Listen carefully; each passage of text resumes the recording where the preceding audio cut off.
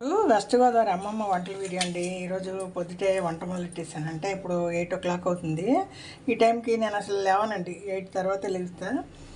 ఈరోజు కొంచెం మా బుడ్డోడికి మా మనవడికి వ్యాక్సిన్ వేయించాలి, తోడురామని మా అమ్మాయి చెప్పింది. సరే ఎలాగో వెళ్తా ఉండి వచ్చేసరికి భోజనం రెడీగా ఉంటుందని ముల్లంగి సాంబార్ అండి. దానికి నేను ఒక గుప్పుడు కందిపప్పు కడిగి పెట్టుకున్నాను కుక్కర్లో. తర్వాత 4 టమాటాలు వేసాను, 2-3 పచ్చిమిరపకాయలు వేసాను. సాంబారు ఉల్లిపాయలు ఉంటాయండి ఇక్కడ. సాంబార్ ఉల్లిపాయలు ఒక గుప్పుడు, ముల్లంగి కట్ చేసండి. గిన్నెలో నెయ్యి కాసానండి. మొన్న నెయ్యి అయిపోయింది, గిన్నె కొంచెం నెయ్యి ఉంది. అడుగున నెయ్యిలో నేను ఏం చేశానండి, ముల్లంగి ముక్కలు ఎప్పుడు వేయించాలండి, లేకపోతే ఒక వాసన వస్తుంది, టేస్ట్ బాగోదు.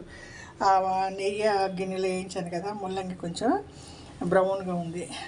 స్మెల్ కూడా అండి, మన చిన్న చిన్న ఉల్లిపాయలు, సాంబార్ ఉల్లిపాయలు వేస్తే సాంబార్ టేస్టీగా ఉంటుంది. ప్లస్ వచ్చి ఒంటికి చాలా మంచిది అండి. ఇది ముల్లంగిని నేను వేయించానండి. వేయించి దీంట్లో వేసాను.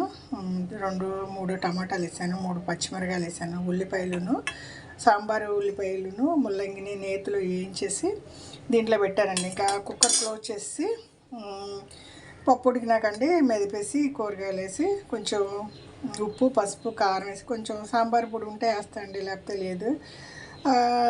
ఈరోజు స్నాక్స్కి అండి చిలకడ దుంపలు ఉడికేసాను. మధ్యాహ్నంకి దుంపలు ఉడికేసాను, దానిపైన ఒక ఇడ్లీ రేకు పెట్టి చిలకడ దుంపలు పెట్టాను. ఇదిగో బంగాళదుంపలు ఎప్పుడు చేసేసి సాంబార్ పెట్టేస్తానండి. అన్నం వండేసాను.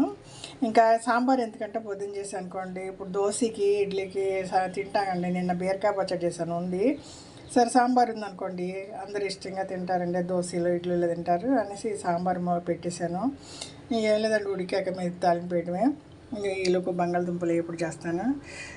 మా అమ్మాయి వచ్చే రెడీ అయ్యి వెళ్ళిపోయి వ్యాక్సిన్ వేసుకొచ్చి రాగానే భోజనం రెడీ ఉంటుందని నేను అక్కడికి వెళ్ళి వచ్చి ఏం చేసుకుంటామండి, లేట్ అవుతుంది అక్కడ. గిన్నె తాలింపు కూడా దీనిలో వేసేస్తాను, నెయ్యి వాసన వస్తూ ఉంటుంది, సాంబార్ బాగుంటుంది. గిన్నె అట్లనే వదిలేసా. ఇది వెస్ట్ గోదావరి అమ్మమ్మ వంటల వీడియో అండి.